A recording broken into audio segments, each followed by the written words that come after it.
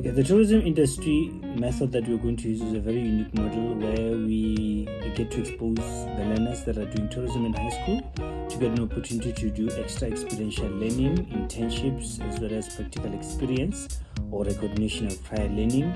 We also make sure that the very same learners are adopted by those particular institutions where they offer them bursaries and study loans and learnerships. Interesting of note is that we also are also doing a tourism drive program where we get to focus or feature local attractions in townships as well as prominent cities and rural areas that has never been covered before, where people get an opportunity to see how the tourism industry is booming and the beautiful and the interesting attractions that are there in the different types of provinces and regions and districts.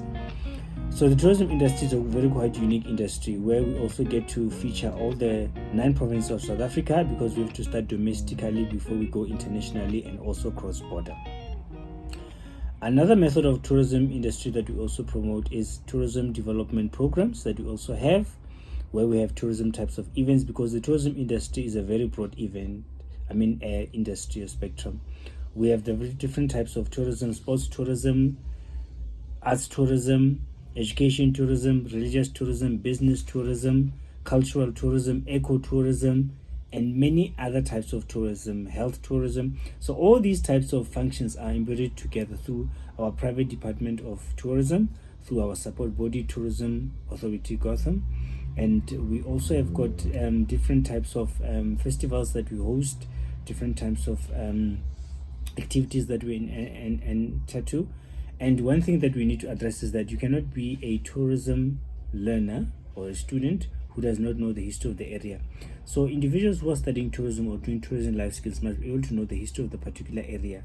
Why is Durban called Durban? Who is Durban? Who is Sir Benjamin Durban? Who is Port Elizabeth? Why do we call it Port Elizabeth?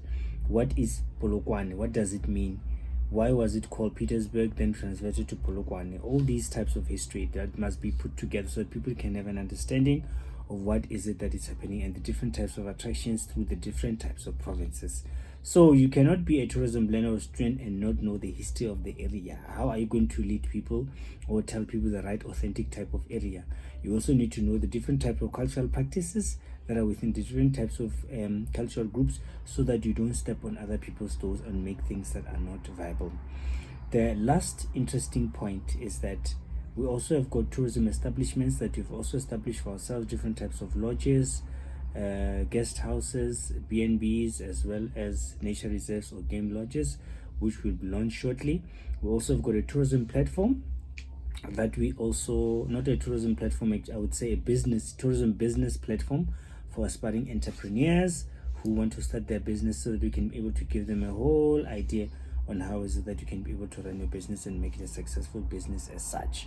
So our tourism model is a very unique model that is not like any other tourism model, and we also cover provincially as well as nationally, and we also go internationally as well, so that we can give people a true tourism experience that is unique and embodiment. For example, I managed to have the opportunity to visit other provinces in South Africa, and I managed to see the different types of attractions that are there as embodied towards in life over the years.